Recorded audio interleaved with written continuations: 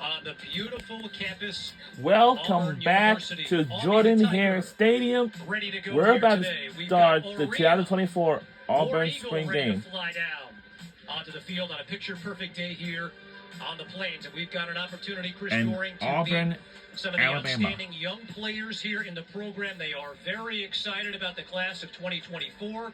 We've discussed the infusion of some different caliber players on this team. We'll get to Cam Coleman in a minute.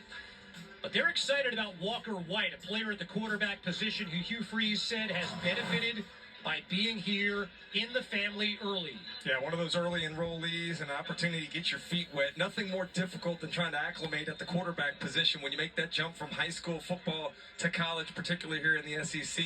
The coaches have mentioned, hey, he's swimming a little bit right now, trying to figure it all out, but he's got the skill set, he's got the drive to get better, always staying after practice and being a leader with some of those young players, trying to get used to the offense. It's just like anything else. The more opportunity you do it, the better you're going to get at. He understands he's got to be patient.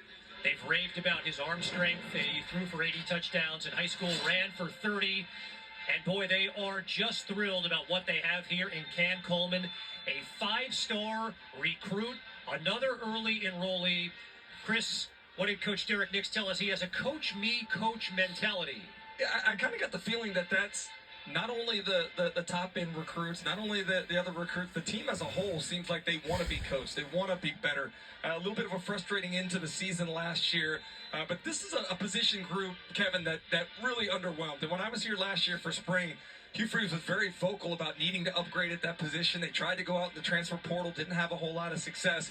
And if you look back at the numbers last year, from a reception standpoint, the receiving core was last in just about every receiving category in the SEC. So they're going to count on Coleman as well as another freshman here in Bryce Cain. Very different size players, very different style of game. This guy is not nearly as big, but he's got speed to burn, and you can't coach speed, as they say, Kev. He ran a 10.8 100-meter in high school. He's also a great baseball prospect.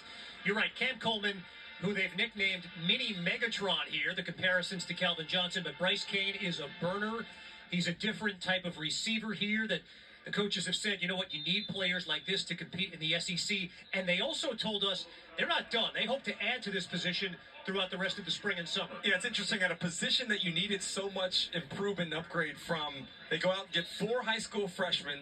They add a couple transfers, one of which was at a mid-major program, and another one that was playing quarterback last year at Cal. So an interesting decision to go out and kind of build the receiver position in that manner. And I guess it's a lot of pressure on those 6 guys to help kind of upgrade that whole position and their productivity as a whole.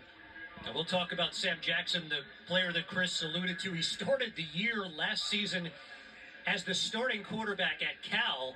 He was a high school teammate of Peyton Thorne, and now he's back transitioning to receiver again.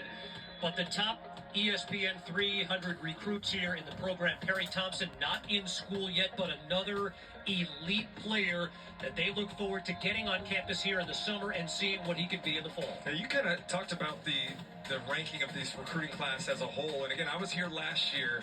They were talking about the relentlessness with which Hugh Freeze was out hitting the recruiting trail, spending hours trying to create relationships, trying to sell the program. And it paid off. You know, nothing creates a little bit of optimism like a great signing class. And so I think this Auburn faithful have gone through a tough couple years stretch. But I think the future looks really bright, both with some of the coaching decisions that they've made and the upgrade in talent as a whole.